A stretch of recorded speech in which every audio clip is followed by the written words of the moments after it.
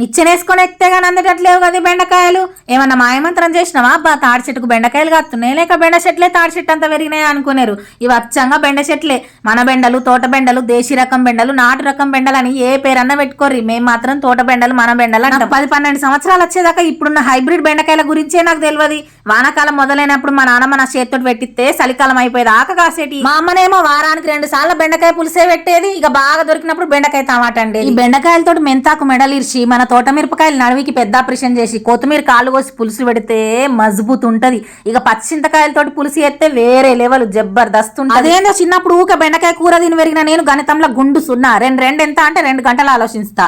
బెండకాయ తింటే లెక్కలత్తాయి అన్నోను ఊరవతల దాకా ఉరికిచ్చి కొట్టాలి. ఈ వీడియో ఇలా పెట్టాలి అనుకున్నప్పుడు అసలు ఈ బెండకాయల గురించి మీకు ఏం చెప్పాలి, ఏం మాట్లాడానో తెలియక వీడియోల వాయిస్ మెల్లగత్తదేమో, పరిగెత్తే కాల్ని పగ్గం బట్టి గుంజినట్టు, గోండ్రిగప్పోలరేనా నోరుని సూది బట్టి గుట్టేసినట్టుంటదేమో అనుకున్నా కానీ ఇంత మంచిగా మాట్లాడినా అని వీడియో మొత్తం ఎడిటింగ్ అయిపోతే కానీ అర్థం కాదు. నాకు తెలిసిన బెండకాయల చరిత్ర గింత పెద్దగా ఉందా? మీకు ఈ బెండకాయ చరిత్ర తెలుసా? మీ చిన్నప్పుడు ఇటువంటి బెండకాయలు తిన్నారా? మీకు ఈ వీడియో ఎట్లా అనిపించింది అనేది కామెంట్ చేసి చెప్పుర్రి. వీడియో నచ్చితే లైక్ చేసి, కొత్తగా మన ఛానల్ చూసి కంటెంట్ నచ్చితే సబ్స్క్రైబ్ చేసుకోరి. అట్లే మన లైక్ ని సుత్తవట్టి కొట్టమని గమ్మత్ కన్నా గట్ల గిట్ల కొట్టారు, మళ్ళీ ఫోన్ వలిగి నా వీడియోలే చూడరు.